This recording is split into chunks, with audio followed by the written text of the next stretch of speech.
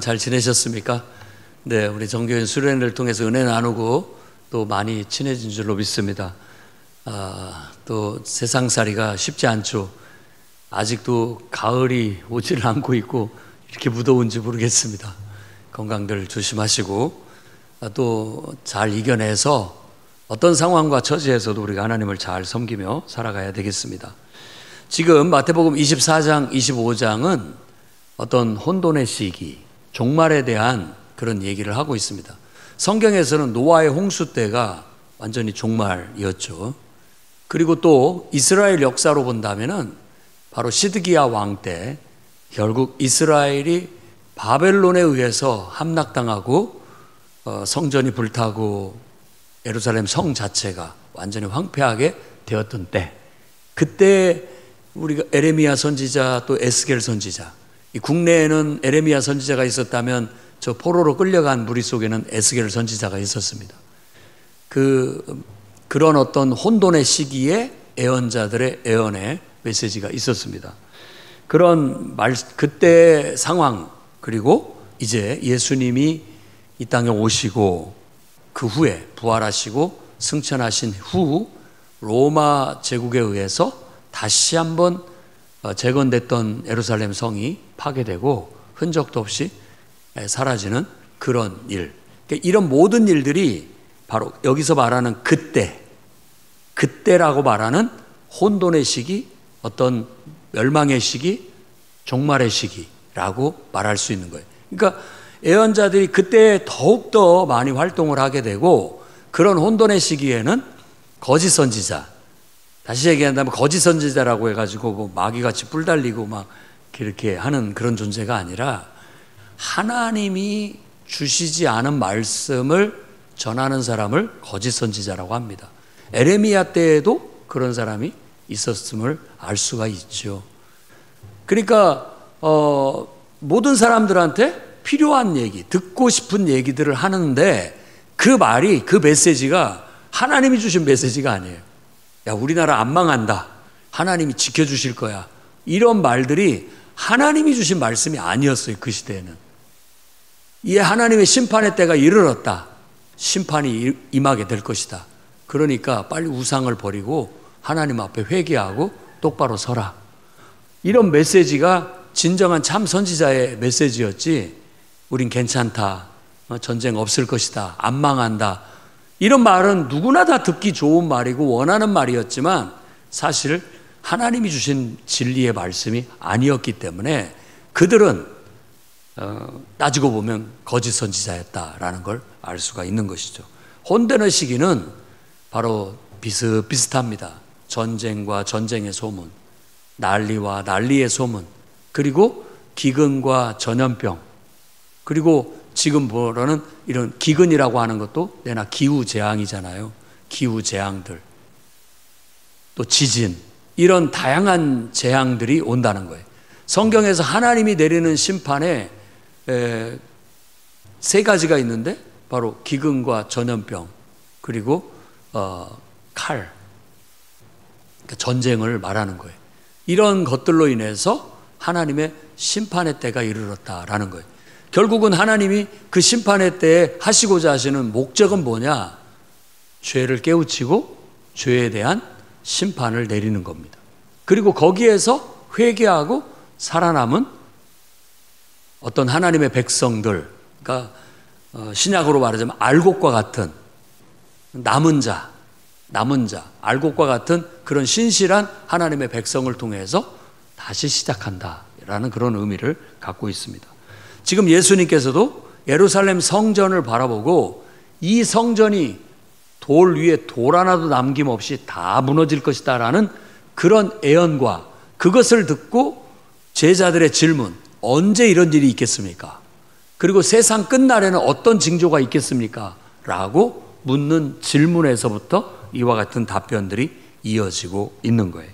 그래서 오늘 말씀을 통해서도 우리가 정말 주님의 재림을 기다리는 그런 믿음의 삶을 다시 한번 우리가 배우고, 어떻게 우리가 이 말씀을 우리 삶에 적용하고 믿음을 지키고 살아야 되는지를 오늘 말씀을 통해서 함께 나눌 수 있기를 바랍니다. 첫 번째는 이런 혼돈의 시대, 종말의 때에는 미혹을 받지 않으려고 경계하셔야 됩니다. 미혹의 실체를 분별할 수 있어야 돼요. 그리고 그걸 경계해야 됩니다. 왜냐하면 예수님께서 오늘 본문에도 강조하고 있는 게 23절, 그때 사람이 너희에게 말하되, 사람들의 말이에요. 사람들의 말. 그리스도가 여기 있다 혹은 저기 있다 라고 사람들이 말한다라는, 믿지 말라는 거예요. 그리스도라는 말을 순수하게 이해한다면 구원자라고 볼 수가 있어요. 지금 이 혼란, 이 복잡함, 이 재앙, 이 모든 문제를 해결해 줄 어떤 지도자를 생각하는 거예요. 그런데 어떤 정당의 지도자가 그럴 수 있는 사람이다, 어떤 교계의 지도자가 또 그럴 수 있는 사람이다 라고 해서 막 그 사람이 마치 세상을 구원할 사람인 것처럼 떠든다 할지라도 믿지 마라 라는 거예요. 오늘 이 말씀을 더 실질적으로 적용을 해본다면 이런 마지막 때일수록 바로 우리 믿는 사람들마저도 혼란에 빠뜨리고 또 유혹에 빠질 만큼, 미혹할 만큼 아주 교묘한 말, 그리고 속임수, 이런 것들이 있다라는 거예요. 이 시대에도 우리가 말하는 사이비 교주, 우리가 말하는 이단 교주들이 그와 같이 말하면서 사람들을 현혹하고 있다는 걸 우리는 알아야 됩니다. 신천지도 그렇고 하나님의 교회도 그렇고 또 정명석이 JMS도 그렇고 각종 이단들이 우리나라에서 오는데, 여러분들이 거기에 푹 빠진 사람들의 얘기를 들어보세요. 정말 이 말씀 그대로요. 완전히 미혹됐어요. 그 영혼이.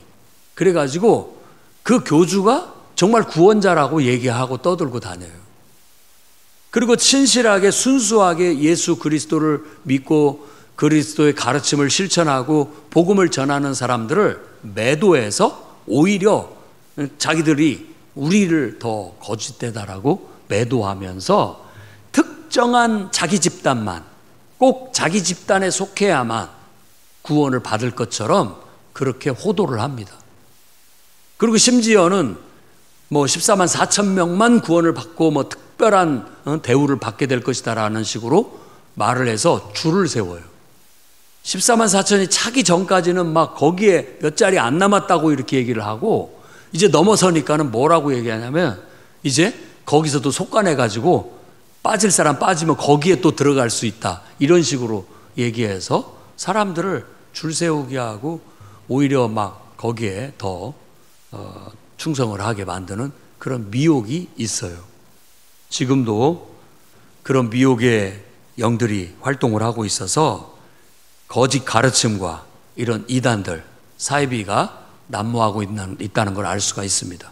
또 통일교도 마찬가지고, 또 미국이나 또 우리나라나 나라마다 혼란할 때 꼭 이런 단체들이 한번 일어나가지고 이게 사람들을 미혹하는 일들이 있습니다. 창세기 3장에서도 아담과 하와를 유혹했던 사탄은 가장 지혜로운 모습으로 나타납니다. 그건 뱀이라고 얘기를 하지만 뱀은 영물로 그렇게 통했고 지혜롭다라는 의미를 가져요. 그러니까 지혜로운 말로 그럴싸하게 하나님이 먹지 말라 하더냐, 하나님이 너희가 눈이 밝아져서 하나님처럼 될까봐 못 먹게 한다 라는 식으로 교묘하게 하나님에 대한 불신을 조장하고 심습니다. 참 놀랍잖아요. 통일교 같은 경우는 예수 그리스도는 구원 사역을 실패했다 이렇게 얘기해요. 자기가 완성하러 왔다 이렇게 말해요. 그런데도 그걸 믿어요. 하나님의 교회는 이미 안상홍이라는 사람이 죽었음에도 불구하고 어머니 하나님이라고 해서 장길자라는 여인을 어머니 하나님으로 섬기도록 하고 있어요. 그런데도 그걸 믿어요. 믿는다고요.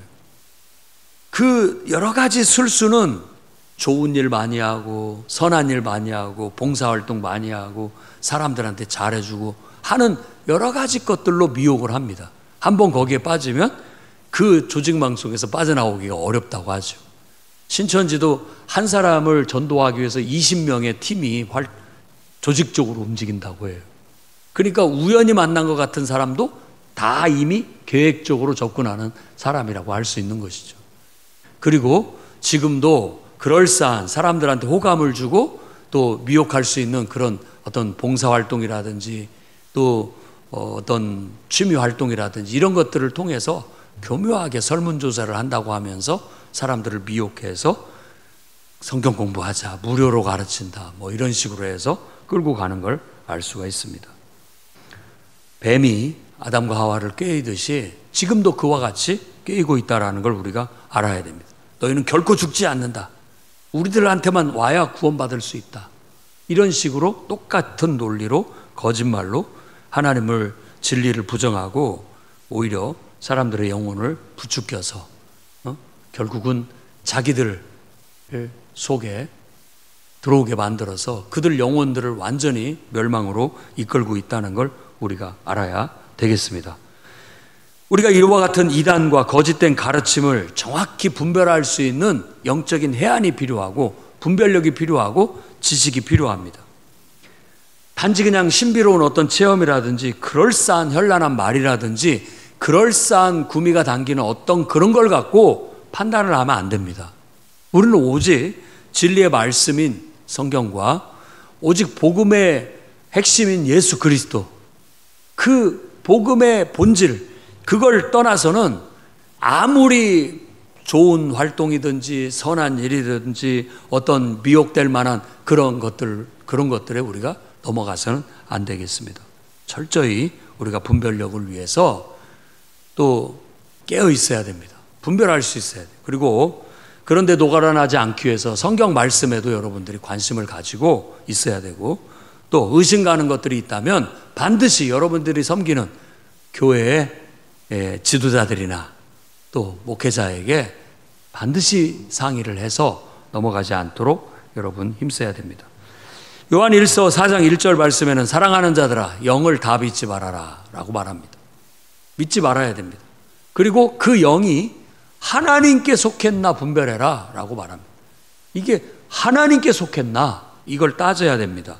근데 그런 거 덮어놓지 않고 그냥 인간적으로 잘해주니까 또 모든 면에 있어서 막 경제적으로 부유하고 막 목 같은 걸 할 때 그 대단한 어떤 막 대단히 큰 규모로 하는 것에 위압당해가지고 거기에 넘어가서는 안 된다라는. 왜냐하면 많은 거짓 선지자가 세상에 나왔습니다. 그 시대에도 그랬고 에레미야 시대 때도 그랬고 노아 홍수 때도 그랬고 지금도 그러고 있고 세상 종말에도 그런 일들이 더 기승을 부리게 될 것이다 라는 거예요.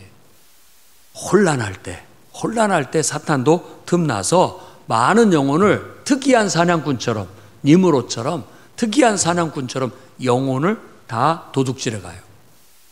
그래서 다 지옥 백성을 만드는 거죠. 사탄의 심리는 그야말로 자기 혼자 불못에 가고 싶지 않은 거예요. 하나님이 사랑하는 하나님의 형상을 닮은 많은 영혼들을 다 끌어당겨서 함께 지옥에 가고자 하는 그런 속성을 보이고 있다는 걸 우리가 알아야 되겠습니다. 그러니 여러분이 미혹의 시대에 살면서 그 실체를 깨닫고 이단과 사이비를 분별해내고 그들의 거짓 가르침에 여러분 넘어가지 않도록 경계하시기를 주의 이름으로 축원합니다. 두 번째로는 예수님의 재림, 주님의 임하심은 은밀하지도 않고 어떤 특정한 몇몇 사람한테만 나타나지도 않고 만천하에 드러난다라는 사실을 깨닫기 바랍니다. 27절 말씀에 보면 번개가 동편에서 나서 서편까지 번쩍임 같이 인자의 임함도 그러하리라. 자, 번개가 동편에서 나서 서편까지 번쩍한다라는 것은 순식간이라는 의미도 되지만 번개를 못 보는 사람이 없다는 거죠. 그걸 모르는 사람도 없죠. 왜냐하면 소리, 빛 이런 것들이 모든 사람한테 다 보이고 들리고 알려지게 된다라는 걸 말해주고 있는 거예요. 그래서 오늘 말씀에 사람들이 너희에게 말하되 보라 그리스도가 광야에 있다 해도 나가지 말고 골방에 있다 해도 나가지 마라. 믿지 마라 라고 얘기한 거예요. 어떤 요 단체에만 우리 집단에만 특정한 어떤 사람에게만 그런 일들이 일어난다라고 하면 믿지 말아야 됩니다. 믿지 말아야 돼요. 하나님의 복음은 그렇게 외쳐지지 않았습니다. 예수 그리스도의 복음은 만천하에 알려졌고 모든 사람들이 볼 수 있게끔 실현되고 있고, 또 주님의 재림도 번개가 치는 것처럼 모든 사람들한테 알려지게 될 것이다 라는 거예요. 그러니까 뭔가 막 비밀스럽고 뭔가 막 자기들만이라고 생각하는 이런 것들은 다 거짓이라는 말이 되는 겁니다. 여러분, 거짓된 속삭임에 여러분 흔들리면 안 됩니다. 은밀한 계시라고 해갖고 말하는 걸 여러분은 믿지 말아야 됩니다. 그리고 특별히 깨달은 우리들만 아는 영예라고 말하는 것도 믿어서는 안 됩니다. 그럴 수가 없어요. 하나님은 그런 하나님이 아니에요. 구원을 뭐 줄 세우게 해갖고 딱 그 숫자만 차면 딱 끊어버리는 그런 하나님이 아니에요. 그리고 특정한 사람한테만 영예라고 해서 자기들만 성경을 해석할 수 있게 해줬다? 그것도 거짓말일 거예요. 말도 안 되는 짓거리죠. 그리고 뭐 예수 그리스도의 사역이 뭐가 부족해서 자기들이 그 부족한 사역을 이루기 위해서 왔다고 그렇게 말하는 건 믿어서는 안 됩니다.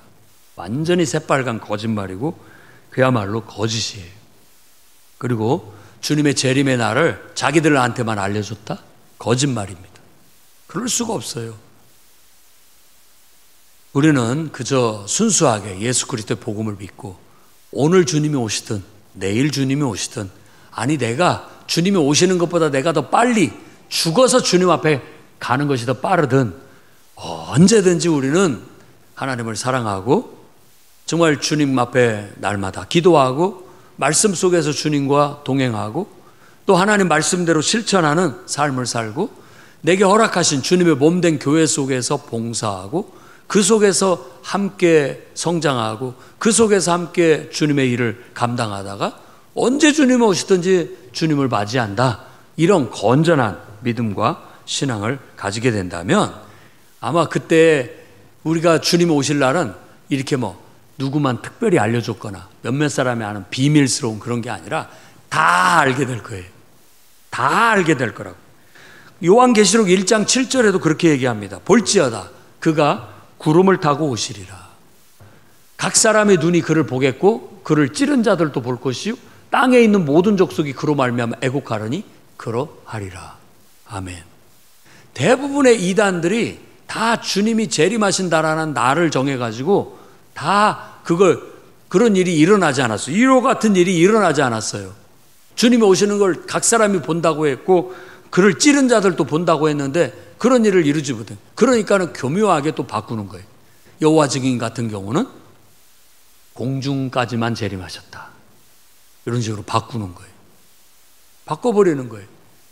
그리고 또 뭐 다른 어떤 단체에서도 제7일 안식일교 같은 것에서도 영적으로만 재림하셨다, 뭐 이런 식으로 말을 바꾸는 거예요.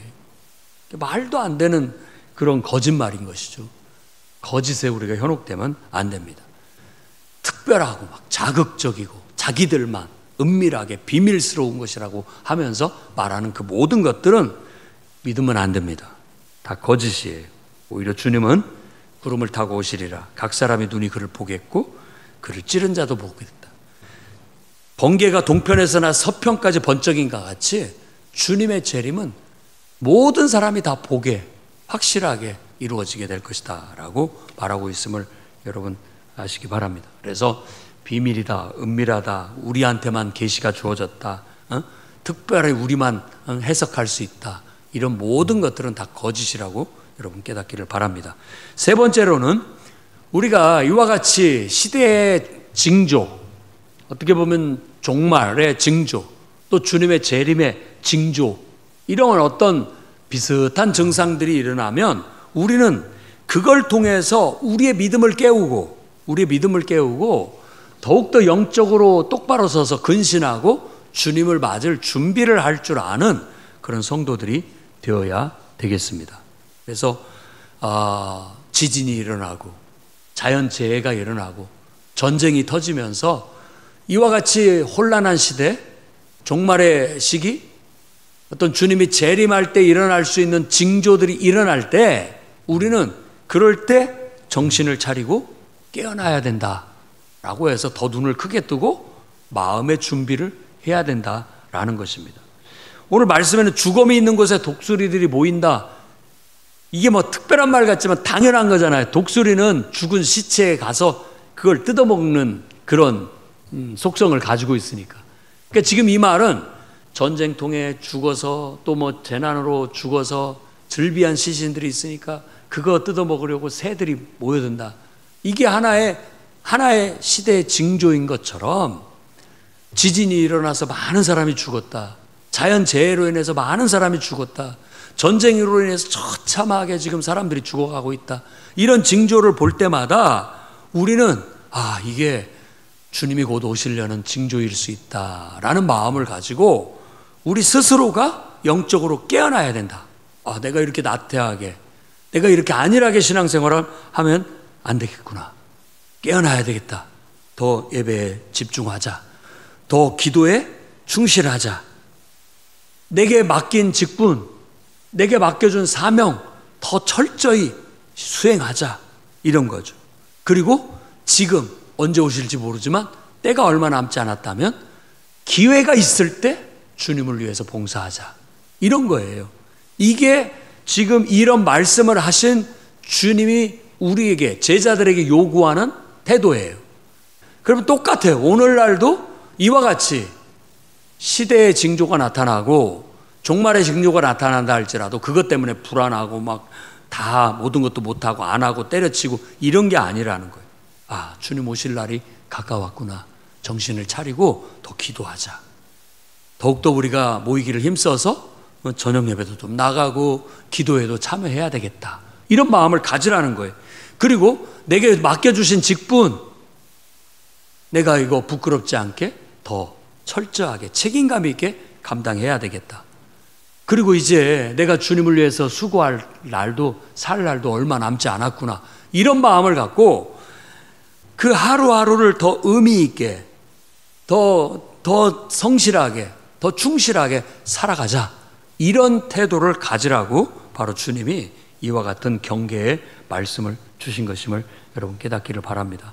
그래서 주님을 기다리는 성도들의 삶은 이렇게 미혹당하지 않도록 경계해야 되겠고, 또 정말 예수님의 재림은 미혹하는 사람들의 말처럼 은밀하거나 막 비밀스럽거나 자기들에게만 계시해 준 특별한 것이거나 이러지 않는다라는 거 여러분이 알기를 바랍니다. 그리고 시대의 종말의 징조가 하나씩 일어날 때마다 그런 것은 내가 안 당했으니까 다행이다라는 마음을 갖기보다도 이 모든 것들이 재난의 시작이고 종말의 시작이구나. 곧 주님이 오실 수 있겠구나. 여러분 깨닫는 마음을 갖고 더욱더 정신을 차리고 깨어 기도하고 여러분에게 맡겨주신 사명을, 직분을 잘 감당하고 기회가 있을 때 더욱더 주님 앞에 순종하여 봉사하는 저와 여러분이 되기를 주의 이름으로 축원합니다. 기도하겠습니다. 거룩하신 주님, 미혹의 시대 속에 살지만 우리가 흔들리지 않게 주시옵소서. 주님 오실 날을 기다리고 소망하지만 주님, 미혹하는 자들의 거짓말 속에 있지 않음을 우리가 깨닫게 해주시고 그들의 말에 현혹되지 않게 주시옵소서. 언제 주님이 오시더라도 당당하고 떳떳하게 맞이할 수 있도록 종말의 징조가 우리 주변에 일어날 때마다 정신 차리게 하시고 깨어 더 뜨겁게 기도하게 하시고 모이기를 힘써 은혜를 다시 충만하게 재충전하게 하시고 오늘 주님이 오시더라도 맞이할 준비를 할 수 있게 주시옵소서. 그리고 이제 주님 앞에 갈 날이 얼마 남지 않은 우리들이 하루하루를 좀 더 충실하게 정말 주님 앞에 가서 부끄럽지 않게끔 살아가게 이끌어 주시옵소서. 예수님 이름으로 기도드립니다.